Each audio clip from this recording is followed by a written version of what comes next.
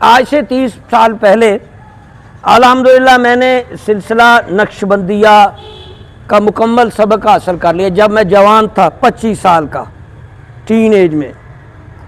عالم میں بن گیا تھا 16 سال کی ایج میں، حافظ بن گیا تھا 7 سال کی ایج میں، قاری صاحب دنیا کا پاکستان کا کم عمر 10 سال میں، درس نظامی 16 سال میں۔ پھر میں نے میٹرک پڑھنا شروع کیا اسکول کا۔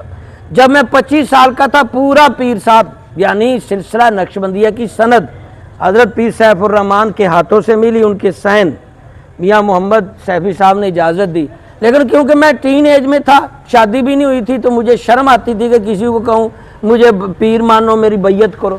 وہ جب بھی جاتے کبھی وہ کہتے ہو تمہیں کام کرو، جاہل لوگ، ڈھول والے، باجے والے، درباروں والے، 2 نمبر لبڑے تبڑے لوگوں کو خراب کر رہے ہیں، تم عالم آدمی ہو، صفائی سے مسجد میں بیٹھ کے کیوں نہیں کرتے؟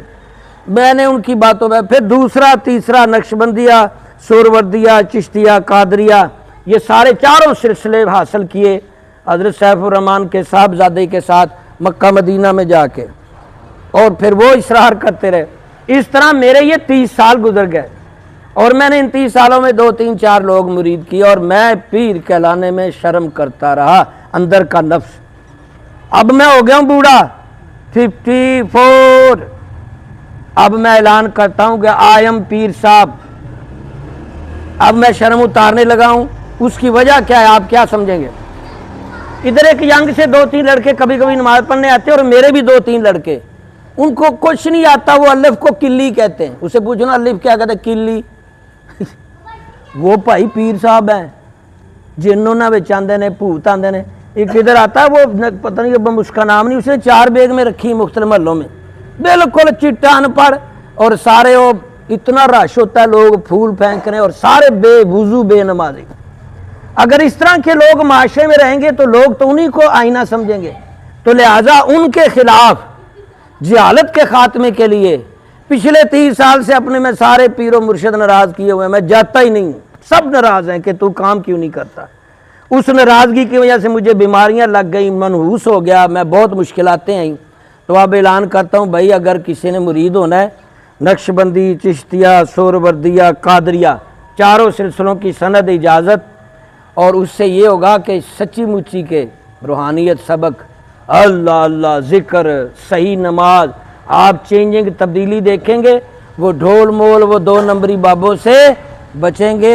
اور ہر اتوار یہاں محفل ہوگی، ابھی باقی نماز کے بعد سورۃ ملک پڑھیں گے، دعا کریں گے، چپ کر کے ہی آپ کو فیض دیتے جائیں گے۔ آپ کا دل چاہے بیعت کر سکتے ہیں، اور یہ سلسلہ آگے بھی بڑھائیں گے۔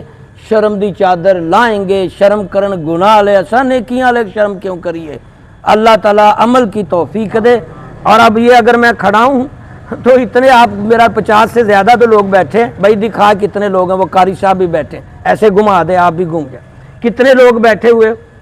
آپ میرے لیے دعا کرو کہ اللہ مجھے استقامت دے، آمین کو مجھے اس کام میں۔ اور بھائی میں یہ بزنس نہیں کرنے لگا، استقامت یہ تبلیغ کا ایک دوسرا طریقہ ہے، روحانیت۔